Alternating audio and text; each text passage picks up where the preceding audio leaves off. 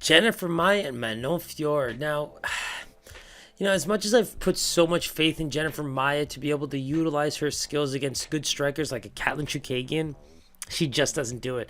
And I don't know if she loves to get into these striking battles with other fighters, but to be honest with you, the sooner she lands takedowns, the more confident she's going to get, and then she can do whatever she wants as the fight rolls down and her opponent is not as tired.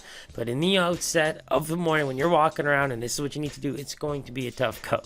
And so when I look at Manon fight, I love the technique. I love the combinations. I love the way she attacks all three levels. And when you look at Jennifer Maia, it's all boxing, right? That Brazilian style of boxing, defensive grappling.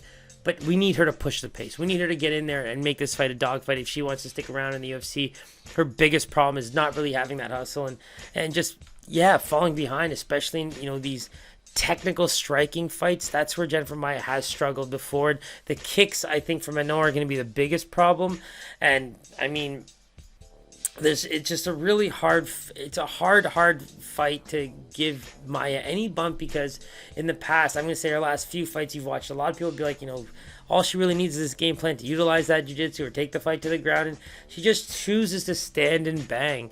And in this case, I really believe that she is choosing to stand and bang, and I don't think that that's going to go well for her. You really think about fighting Katlyn Chookagian 2 times and losing. It's just, for me, Jennifer Maia, unless she changes the game plan and skill sets, a fighter like Manon who's going to use the length, who's going to use her striking capabilities to just keep you at bay and not have to deal with it. And that's where I'm really curious if Jennifer Maia is going to be able to pull this one off. Manon has to be a favorite, and I'm going with Manon as a minus 250. At this point, it could be anything up to a minus 300 too, but Manon minus 250 makes a lot of sense. But again, I think this is completely game plan based, because Jennifer Maia has all the tools to win this fight as well. So let's take a look.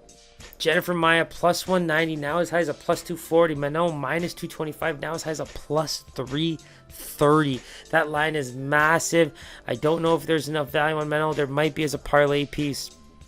Keep your eye on those lines. If you catch anything around that minus 275, you might as well take it based on the lines that we're seeing here.